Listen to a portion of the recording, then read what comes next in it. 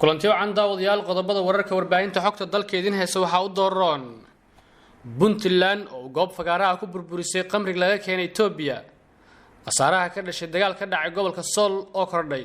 ra'iisul wasaaraha Soomaaliya Xasan Cali Kheyre si weyn loogu soo dhaweeyay magaalada Gaalkacyo ee gobolka Mudug taliska ciidanka xoogga dalka oo sheegay in la qabtay qaraxyo iyo dadkii waday gudoomiyaha cusub ee degmada Xamarjab oo xilka la wareegay madaxweynaha Puntland oo qaabilay wakiilka cusub ee qaramada midoobay arrimaha Soomaaliya booliiska oo faahfaahiyay rag lagu toogtay Muqdisho iyo ra'iisul wasaare ku-xigeenka dalka oo shir ka furay Muqdisho daawadayaal intaas waxay qaar ka tirsan qodobada wararka warbaahinta xogta dalkeedina heesa kuwada ugu dar korona haddii aad ku cusubtahay barteena YouTube-ka fadlan subscribe dhee rukumo si aad u heshid wararkii ugu dambeeyay ee Soomaaliya caalamka markaan soo galino barteena YouTube-ka markana daawadayaal ku soo dhawaada warkii oo faahfaahsan dowlad goboleedka Puntland ayaa goob fagaaraha ku burburiyay qamri laga keenay dalka Ethiopia ciidamada booliiska degmada Galdogob ayaa goob fagaaraha waxa ay ku burburiyeen dhalooyin qamri ah oo ay gacanta ku dhigeen xilli laga keenay gudaha dalka Ethiopia waxaana goobta lagu burburinayo ku sugnaa mas'uuliyiinta degmada iyo taliska ciidamada booliiska Puntland qamrigan ayaa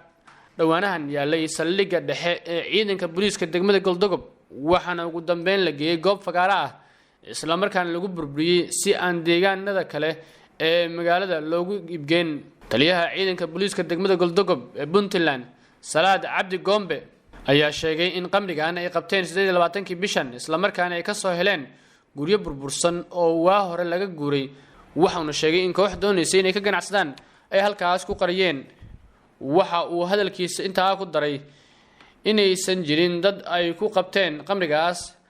yeeshee dadka shacabka ah ee magaalada Galdogob ay ku soo wargeliyeen waxaana uu dadka ka dalbaday inay ciidamada ammaanka kala shaqeeyaan dadka ay ku arkeen qamriga iyo waxyaabaha ammaanka dooriya qasaaraha ka dhashay dagaal ka dhacay gobolka Sanaag ayaa la sheegayaa inay korodhay warar dheeraad ayaa ka soo baxaya dagaal geystay qasaare isugu jira dhimasho dhaawac oo laba maleeshiyo beeleed ku dhex maray deegaano hoostiga degmada Ceel Afweyne ee gobolka Sanaag dagaalka ayaa waxa uu ka dhacay deegaanka Duud Caraale oo ku yaala galbeedka gobolka Sanaag waxaana kordhay qasaaraha dhimasho mid ka dhaawac ee ka dhashay dagaalkaas inta la xaqiijiyay 9 ruux ayaa dagaalka ku geeriyootay 12 kale waxa la sheegay inay ku dhaawacmeen kuwaas oo dhamaantood ahaa maleeshiyaadka dagaalamay sida ay sheegeen dadka deegaanka dagaalka uu ka dhacay degmada Ceel Afweyne ee gobolka Sanaag iyo tuulooyinka hoostiga ayaa waxa ku soo laabtay dagaalka dhex maraya beelaha walaalaha ah ee wada dega gobolka Sanaag waxana maamulka Somaliland ay dhowr jeer isku dayeen inay xal ka gaaraan balse ay suurtagal weysay joojinta dagaal beeleeda dhex maraya maleeshiya beeleedka walaalaha ah ee ku dagaalamaya deegaano ka tirsan gobolka Sanaag ra'iisul wasaaraha Soomaaliya Xasan Cali Kheyre iyo wafdi ballaaran oo isugu jira xildhibaano wasiiro taliyaasha ciidamada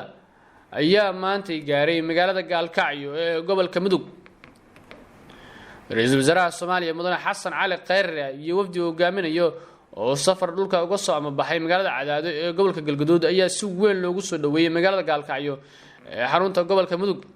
wafdiga ra'iisul wasaaraha uu hogaaminayo ayaa waxa magaalada Gaalkacyo ku soo dhaweeyay xildhibaano ka tirsan dowladda federaalka ee Soomaaliya mas'uuliyiin ka tirsan Galmudug iyo qaybaha kala duwan ee bulshada magaalada Gaalkacyo ee xarunta gobolka Mudug ra'iisul wasaaraha ayaa intii uu ku sugan yahay magaalada Gaalkacyo waxa uu kulamo la qaadan doonaa qaybaha kala duwan ee bulshada isagoo kala hadli doono hanaanka lagu dhisayo Galmudug oo midaysan xukuumadda Soomaaliya ayaa dadaal xoogan ugu jirta sidii dib u heshiisiin dhab ah loo dhaxdhigi lahaa bulshada ku nool deegaanada dowlad goboleedka Galmudug taliska ciidanka xoogga dalka ayaa sheegay in la qabtay qaraxyo iyo dadkii waday ciidamada dowladda federaalka ee Soomaaliya ayaa howlgal qorsheysan waxa ay ka fuliyeen magaalada Marka ee xarunta gobolka Shabeellaha Hoose waxaana la sheegay inay ku soo qabteen 4 xubnood oo ka tirsan Al-Shabaab xubnahan ayaa saraakiisha howlgalka hogaaminaysay waxay sheegeen in xilliga la qabanayay ay wadeen qarax ay ku soo dhaxqariyeen jawaan ay ku jirtay galay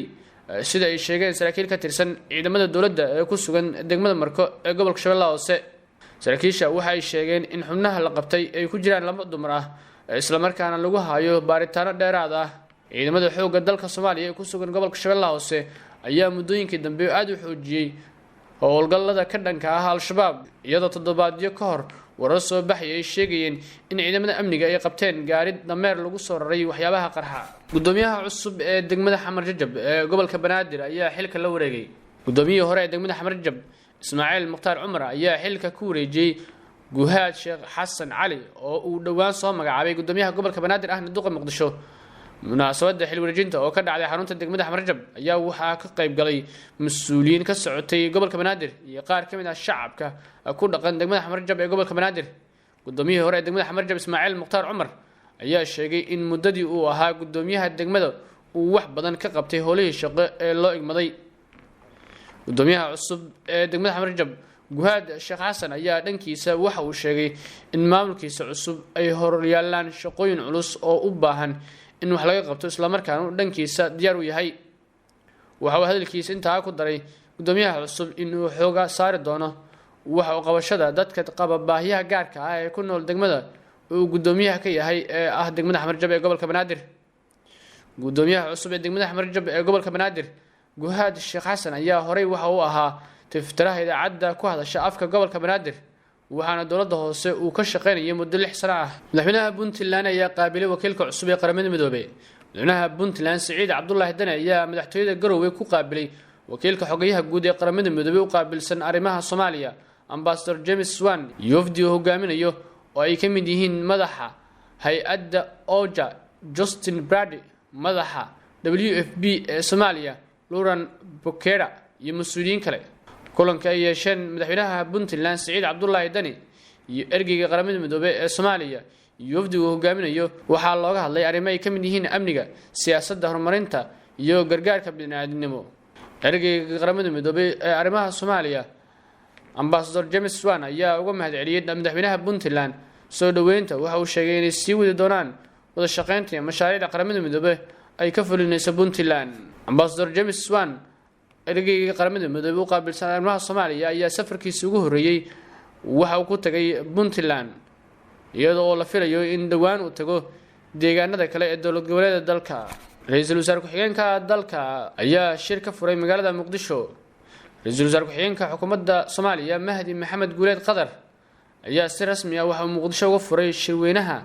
shanaad ee dib u eegista waxbarashada Soomaaliya. Shirweynaha ayaa waxa uu socon doonaa muddo 2 cisho ah waxaana diiradda lagu saarayaa waxyaabihii ugu muhiimsanaa ee u qabsoomay wasaaradda waxbarashada xukuumadda Soomaaliya. Shirka sidoo kale waxaa goobjoog ka ahaa wasiirka wasaaradda waxbarashada Soomaaliya, wasiir ku-xigeenada, xubno ka socda deeq-bixiyaasha, safiirada caalamka qaarkood iyo mas'uuliyiin kale. waxaana inta uu socday lagu soo bandhigi doonaa qorshayaal fara badan oo ku saabsan dhanka waxbarashada Soomaaliya. ugu dambeyntii booliiska Soomaaliya ayaa faahfaahiyay rag lagu toogtay Muqdisho iyo qarax ka dhacay isla Muqdisho. taliska ciidanka booliiska Soomaaliyeed ayaa waxa faahfaahin ka bixiyeen qaraxii ka dhacay Muqdisho iyo ciidamada amniga oo isla Muqdisho ku toogtay 2 nin oo la sheegay inay ka tirsanayeen Al-Shabaab. taliye ku-xigeenka ciidanka booliiska Soomaaliya Sakiye Xuseen Axmed ayaa sheegtay in ciidamada ammaanka Soomaaliya ay ka warhayeen xogta qaraxii ka dhacay Muqdisho isla markaana ciidamada amniga ay fashiliyeen sida hadalku u dhigtay. taliye ku-xigeenka ciidanka booliiska Soomaaliya Sakiye Xuseen Axmed ayaa ka hadashay ciidamada ammaanka oo 2 ruux ku toogtay Muqdisho kadib markii ay weerareen bar control oo ciidamada dowladda ay ku leeyihiin isgoyska Saybiano ee degmada Hodan ee gobolka Banaadir. waxay sheegtay in ciidamada 2 nin ay toogteen ay ahaayeen kuwo hubeysan oo doonayay inay si awood ah ku soo gudbaan bar control oo ciidanka ku leeyihiin Saybiano iyadoo u mahadcelisay ciidamada booliiska ee ku sugnaa barta control. xaaladda caasimadda ayaa ka duwaneed maalmihii la soo dhaafay ase yeeshee mas'uuliyadda weeraradaas waxaa sheegatay kooxda Al-Shabaab. warkii oo xilligan idinkaga imaanayay warbaahinta xogta dalka waa nageynta.